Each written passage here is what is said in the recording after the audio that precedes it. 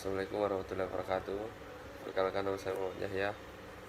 Akan presentasikan hasil PPT saya, yaitu representasi saluran transmisi, hubungan arus dan tegangan pada saluran transmisi.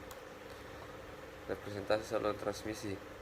Saluran transmisi adalah media fisik yang digunakan untuk mentransmisikan sinyal listrik dari satu titik ke titik lain dalam sistem elektronika.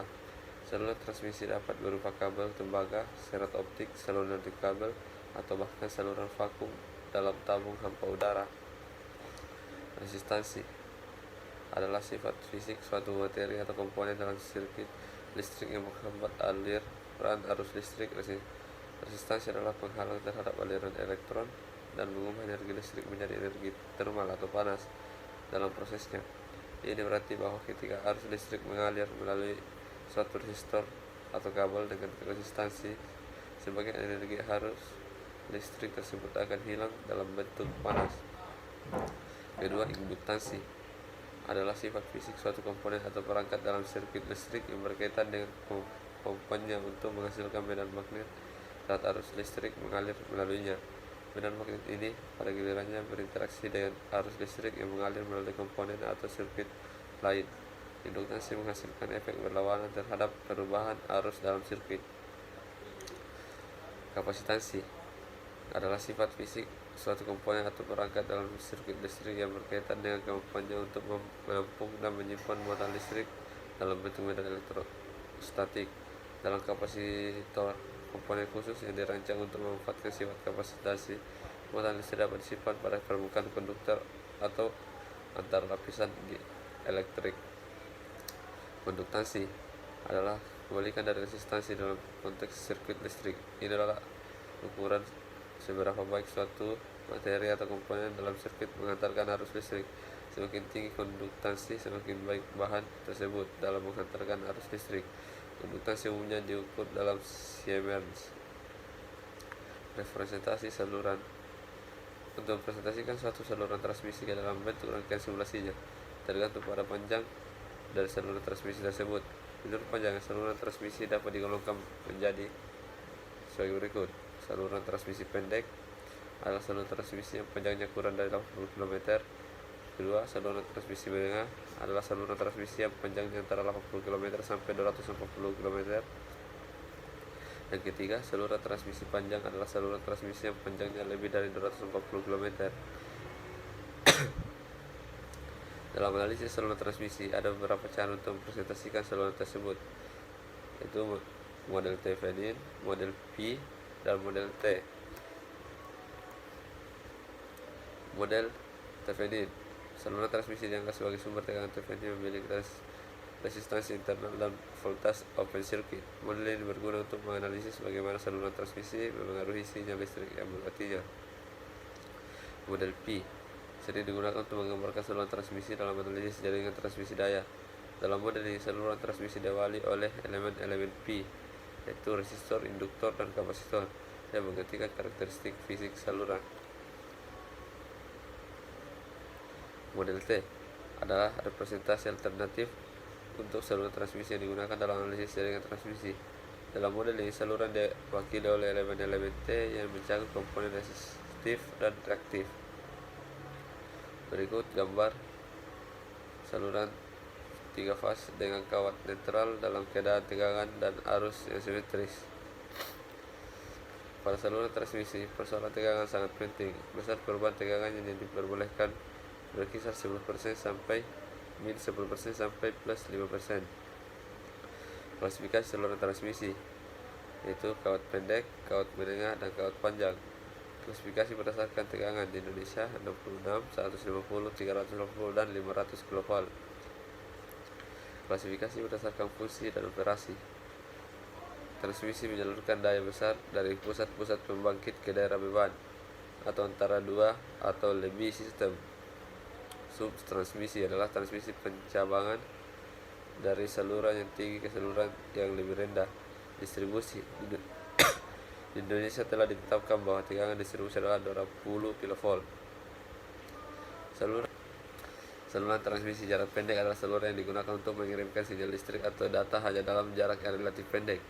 Biasanya saluran transmisi jarak pendek digunakan dalam sistem komunikasi atau transmisi data di mana sinyal perlu ditransmisikan antara perangkat yang berdekatan atau dalam jarak yang terbatas.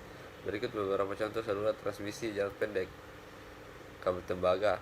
Kabel tembaga seperti kabel UTP atau kabel koaksial sering digunakan dalam jaringan komputer lokal atau LAN atau koneksi broadband. Mereka biasanya digunakan untuk menghubungkan komputer, router, dan perangkat lain dalam jarak yang terbatas. Biasanya dalam bangunan atau antar bangunan yang berdekatan. Fiber optik jarak pendek. Fiber optik digunakan dalam jarak pendek dan panjang untuk transmisi data. Dalam jarak pendek, serat optik dapat digunakan dalam jaringan lokal atau LAN atau dalam lingkungan seperti pusat data di mana kecepatan transmisi tinggi, keamanan dan keandalan diperlukan. Wireless atau nirkabel.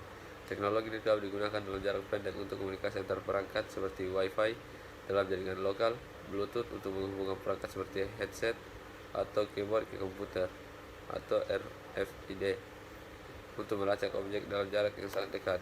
Saluran transmisi di PCB dalam perangkat elektronik seperti komputer dan ponsel. Jalur tembaga pada PCB berfungsi sebagai saluran transmisi jarak pendek untuk menghubungkan komponen dan sirkuit dalam perangkat.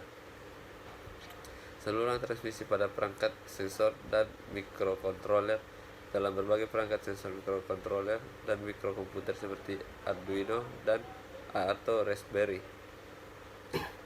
Saluran transmisi jarak pendek digunakan untuk menghubungkan sensor dengan pengendali atau untuk menghubungkan perangkat luar seperti layar atau perangkat lainnya.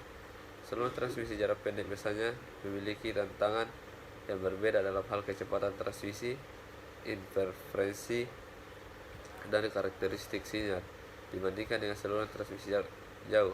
Oleh karena itu, mereka sering memerlukan perangkat pengukuran dan peralatan khusus untuk menjaga integritas sinyal. Berikut saluran transmisi jarak pendek. Notasi yang diberikan adalah Vs adalah tegangan pada ujung pengirim ujung generator, Is arus, Fa tegangan, Ig arus pada ujung penerima, Z sama dengan R plus Jx. Implementasi saluran. Saluran transmisi pendek, rumusnya seperti yang ada di gambar. Pengaturan tegangan. Contoh soalnya, saluran transmisi fasad 50 km 70 kV dengan R 0,20 ohm per km, X 0,608 ohm per km, Y sama dengan J4,0 kali 10 pangkat 6 ohm per km. Mensuplai beban 30 MW dan faktor daya PF sama dengan 0,9 terbelakang. Tegangan ujung beban 70 kV. Hitunglah tegangan pada ujung kirim, daya pada ujung kirim, efisiensi pengaturan tegangan. Jawaban seperti yang ada pada gambar. Hubungan arus dan tegangan dalam konteks saluran transmisi. Hubungan antara arus dan tegangan dapat dijelaskan dengan hukum Ohm, hukum Kirchhoff, dan prinsip dasar dalam elektromagnetisme. Hubungan utama meliputi hukum Ohm. Hukum Ohm menyatakan bahwa tegangan pada suatu titik dalam saluran transmisi adalah produk dari arus yang mengalir melalui saluran dan resistansi dari saluran tersebut, yaitu V sama dengan I kali R. Hukum Kirchhoff menyatakan bahwa jumlah aliran arus masuk ke suatu titik dalam saluran transmisi harus sama dengan jumlah arus yang keluar dari titik tersebut. Ini dikenal sebagai hukum Kirchhoff arus atau KCL dan hukum Kirchhoff tegangan atau KVL. Hambatan saluran transmisi atau resistansi. Saluran transmisi memengaruhi hubungan antara arus dan tegangan. Semakin tinggi resistansi, semakin besar tegangan yang akan jatuh pada saluran dan semakin besar energi yang hilang dalam bentuk panas. Efek kapasitif dan induktif dalam saluran transmisi. Kapasitansi dan induktansi juga dapat memengaruhi hubungan antara arus dan tegangan. Kapasitor dapat mengakumulasi energi dalam bentuk medan listrik, sementara induktor dapat menghasilkan medan magnetik. Kapasitas penyaluran kawat. Menaikkan temperatur kawat sangat penting. Menaikkan temperatur yang berlebihan mempengaruhi andongan dan kekuatan tarik dari kawat. Harga temperatur yang diizinkan untuk kawat biasanya 50 derajat Celcius. Current carrying capacity adalah besarnya arus yang diantarkan dibatasi sesuai kemampuan kawat penerima panas, tidak boleh melebihi 50 derajat Celcius. Corona adalah cahaya violet yang terlihat pada tegangan kritis visual. Tegangan kritis visual merupakan tegangan pada arus bolak-balik pada suatu kawat yang tegangannya dinaikkan terus-menerus sehingga mencapai suatu harga. Pada corona terdapat rugi-rugi corona. Rugi-rugi corona akan bertambah cepat oleh kabut hujan. Besar rugi-rugi corona adalah P KOR K dalam kurung V kurang VO tutup kurung pangkat 2, di mana VO tegangan kritis, di mana corona mulai terjadi. Sekian presentasi dari saya. Apabila ada kekurangan mohon dimaafkan. Assalamualaikum warahmatullahi wabarakatuh.